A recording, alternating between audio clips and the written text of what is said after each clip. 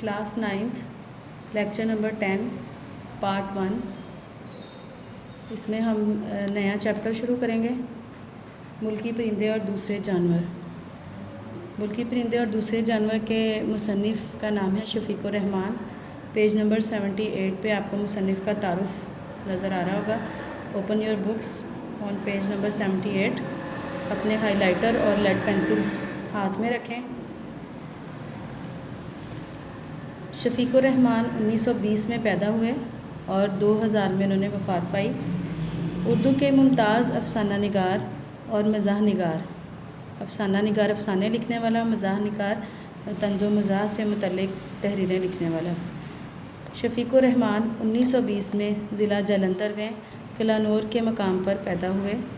उन्होंने 1942 में king Edward medical college Lahore से MBBS का इम्तिहान एज़ाज़ के साथ पास किया, यानी नुमाया नंबरों से अच्छी जो है वो कामयाबी के साथ पास किया इम्तिहान। अपनी काबिलियत और मेडिकल के इम्तिहान में नुमाया पोजीशन की वजह से 1 साल के अंदर ही उन्हें फ़ौज में इंडियन आर्मी मेडिकल सर्विस में ले लिया गया।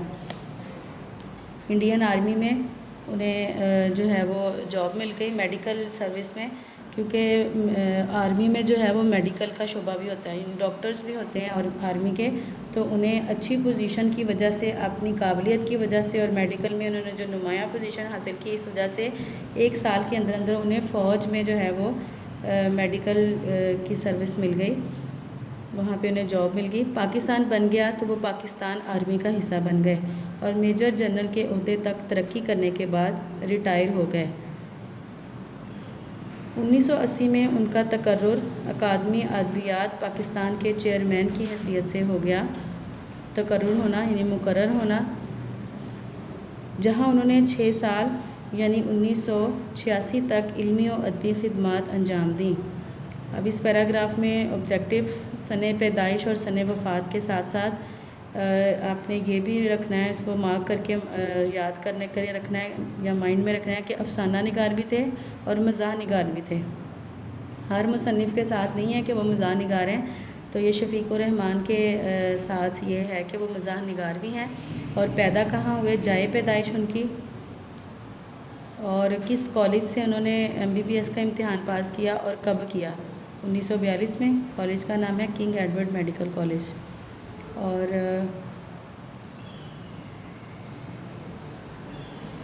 किस सन में उनका तकर्रुर अकादमी अदबियात पाकिस्तान के चेयरमैन की हैसियत से हुआ और कितने साल उन्होंने इल्मी और अदबी खिदमात अंजाम दी। ये फ़र्स्ट पैराग्राफ का ऑब्जेक्टिव है सारा। शफ़ीक़ुर रहमान के मज़ाह का अंदाज़ बहुत हल्का फुल्का और नहायत शाइस्ता है। उनके यहाँ ना तो अल्फाज की बाजीगरी से मिज़ाह पैदा करने की कोशिश नज़र आती है। बाजीगरी यानी कि बाजीगरी वैसे तो होता है जादू दिखाना, लेकिन यहाँ पर होगा कि अल्फाज का हेर फेर करके इस तरह के अल्फाज इस्तेमाल करें कि उसमें अल्फाज की वजह से इंसान को लगे कि मज़ाहिया अल्फाज इस्तेमाल हुए हैं और वो हंसी आ रही है या उसमें मज़ाक का अंसर पैदा हो रहा है। अल्फाज की बाजीगरी से वो मज़ाक नहीं पैदा करते थे और ना ही वो मज़ाक पैदा करने के लिए एक बावकार मकाम से नीचे उतरते थे, यानी बहुत ही पुरवकार अंदाज में अच्छे अल्फाज के साथ वो मज़ाह लिख के मौजू पर लिखते थे और ना ही महज मज़ाह पैदा करने की गर्ज से एक बावकार मकाम से नीचे उतरने का रुझान मिलता है। उनकी तहरीरें हिस्से मज़ाह रखने और मज़ाह के तकाज़ों को समझने वालों में बहुत मकबूल हुई, यानी जो लोग मज़ाह की हिस्स रखते हैं, हिस्स यानी कि अपने अंदर वो ये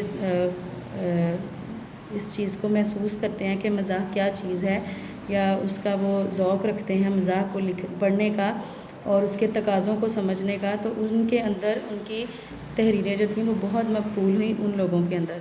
1942 में आपके अफ़सानों का पहला मजमूआ किरणें शाया हुआ।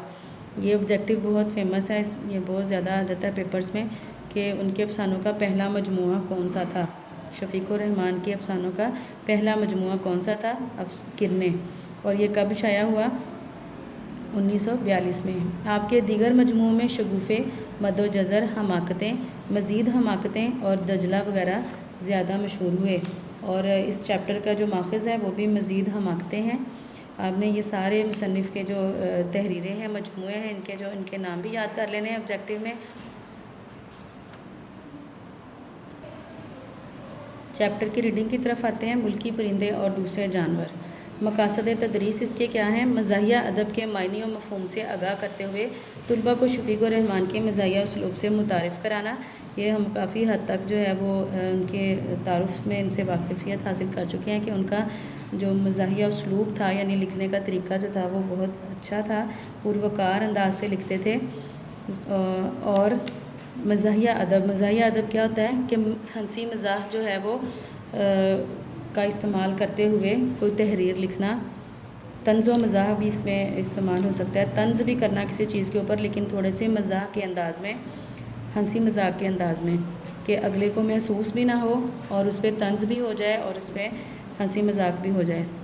طلباء کو بتانا کہ مزاحیہ نثر پارہ کسی بھی صنف ادب میں لکھا جا سکتا ہے، اس کے لیے کوئی ایک صنف مخصوص نہیں، یعنی کہ مزاحیہ جو نثر پارہ ہوتا ہے وہ کسی بھی ادب کی کسی بھی قسم میں لکھا جا سکتا ہے۔ ضروری نہیں کہ وہ کوئی مضمون ہی ہو یا وہ کوئی افسانہ ہی ہو، کسی بھی طرح سے وہ لکھا جا سکتا ہے، کسی بھی ادب کی کسی بھی صنف میں کسی بھی قسم میں لکھا جا سکتا ہے۔ تمثیل نگاری اور پیروڈی یعنی نقل مضحک سے روشناس کرانا۔ تمثیل نگاری یعنی مثالیں دے کر مثالوں کے ساتھ جو ہے وہ چیزوں کو پیش کرنا، اور پیروڈی کرنا یعنی مزاحیہ انداز میں کسی کی نقل اتارنا۔ اس سے ہم اس چیپٹر میں آگاہی حاصل کریں گے۔ طلباء کو بتانا کہ پرندے اور جانور کس طرح اپنی خصوصیات کی وجہ سے علامت کے طور پر استعمال ہوتے ہیں، یعنی اس چیپٹر میں کچھ پرندوں اور جانوروں کو لے کر انسانوں کے اوپر جو ہے وہ طنز کیا گیا ہے، انسان کے لیے وہ علامت یعنی اشارے کے طور پر استعمال کیے گئے ہیں کہ انسانوں میں بھی کچھ ایسے ہوتے ہیں۔ تو اب ان چیپٹر کو پڑھیں گے تو ہمیں پتہ چلے گا کہ کس طرح سے کیسے انسان جو ہیں وہ کس پرندے سے ملتے ہیں اور کس جانور سے ملتے ہیں۔ سب سے پہلا اس میں پرندہ ہے کوا۔ آبجیکٹو کو ساتھ ساتھ مارک کرتے جائیں۔ کوا گرامر میں ہمیشہ مذکر استعمال ہوتا ہے، پہلا جملہ ہی جو ہے وہ اس کا آبجیکٹو ہے۔ کوا گرامر میں ہمیشہ ڈیش استعمال ہوتا ہے۔ کوا صبح موڈ خراب کرنے میں مدد دیتا ہے، ایسا موڈ جو ویسے بھی کوئی خاص اچھا نہیں ہوتا۔ موڈ یعنی آپ کا جو مزاج ہوتا ہے اس کو خراب کرنے میں صبح مدد دیتا ہے، یعنی صبح ہی پرندے جو ہیں کوے، خاص طور پر پرندوں میں کوا جو ہے وہ صبح بولنا شروع کر دیتا ہے۔ تو صبح ویسے بھی اگر صبح اٹھنے کے جو عادی نہیں ہیں اگر کبھی اٹھ جائیں تو ان کا موڈ ویسے بھی اچھا نہیں ہوتا اور کوے کے بولنے سے اور زیادہ موڈ خراب ہو جاتا ہے۔ کوا گا نہیں سکتا اور کوشش بھی نہیں کرتا، اس میں گا جو ہے آبجیکٹو ہوگا۔ کوا ڈیش نہیں سکتا، کیا نہیں سکتا، کھا نہیں سکتا، سن نہیں سکتا، گا نہیں سکتا۔ وہ کائیں کائیں کرتا ہے، کائیں کے کیا معنی ہے؟ میرے خیال میں تو اس کا کوئی مطلب نہیں۔ اب یہاں پر اگر ہم دیکھیں کہ کس طرح کے لوگوں کو جو ہے وہ اس میں کوے کو کس طرح کے لوگوں کے لیے علامت کے طور پہ استعمال کیا گیا ہے، تو ایسے لوگ جو خام خواہ ہی بولنے کے عادی ہوتے ہیں، بہت زیادہ بولتے ہیں، بلا وجہ بولتے ہیں، اور صبح ہی اٹھ کر پورے گھر میں شور مچا دینا۔ اور اکثر ہم مثال کے طور پر زیادہ بولنے والے کے لیے ہم مثال بھی دیتے ہیں کہ تم نے تو کوے کھائے ہوئے ہیں، کیا کائیں کائیں لگائی ہوئی ہے۔ تو اس طرح سے ہم زیادہ بولنے والوں کے لیے یہ لفظ استعمال کرتے ہیں۔ تو اس میں مصنف بھی یہی کہہ رہے ہیں کہ وہ کائیں کائیں کرتا ہے، کائیں کے کیا معنی ہے؟ یعنی جو لوگ فضول میں بولتے ہیں ان کے بولنے کا کوئی مطلب مقصد نہیں ہوتا، بس وہ فضول ہی بولتے رہتے ہیں۔ تو کوے کو بے جا اور بے وقت اور بہت زیادہ بولنے والوں کے لیے علامت کے طور پر استعمال کیا گیا ہے۔ اب کوے کے بارے میں مزید انفارمیشن ہے۔ کوے کالے ہوتے ہیں، برفانی علاقوں میں سفید یا سفیدی مائل کوا نہیں پایا جاتا۔ کہہ رہے ہیں کہ برف کے علاقوں میں عموماً سفید جانور ہوتے ہیں، جیسے سفید ریچھ وغیرہ جو ہوتے ہیں یہ برف میں ہوتے ہیں۔ تو یہ نہیں ہے کہ کوے اگر برفانی علاقوں میں ہوں تو یہ سفیدی مائل یا سفید نہیں ہوتے، بلکہ کوے کالے ہی ہوتے ہیں چاہے جہاں بھی ہوں۔ کوا سیاہ کیوں ہوتا ہے؟ اس کا جواب بہت مشکل ہے۔ پہاڑی کوا 1.5 فٹ لمبا اور وزنی ہوتا ہے۔ اس کو بھی آبجیکٹو میں کریں اور اس کا کوسچن شارٹ کوسچن بھی آ سکتا ہے یہ کہ کوا کتنا لمبا اور کتنا وزنی ہوتا ہے۔ پہاڑی کوا میدان کے باشندے اس سے کہیں چھوٹے اور مختصر کوے پر کانے ہیں۔ میدان کے باشندے یعنی میدانوں میں رہنے والے لوگ جو ہیں وہ اس سے چھوٹے کوے پر، یعنی جو 1.5 فٹ لمبا اور وزنی ہے، اس سے چھوٹے کوے پر کانے ہیں، یعنی کنات کر رہے ہیں، گزارا کر رہے ہیں۔ کوے خوبصورت نہیں ہوتے لیکن پہاڑی کوا تو باقاعدہ بدنما ہوتا ہے، کیونکہ وہ معمولی کوے سے حجم میں زیادہ ہوتا ہے، حجم میں یعنی اپنی جسامت میں زیادہ ہوتا ہے۔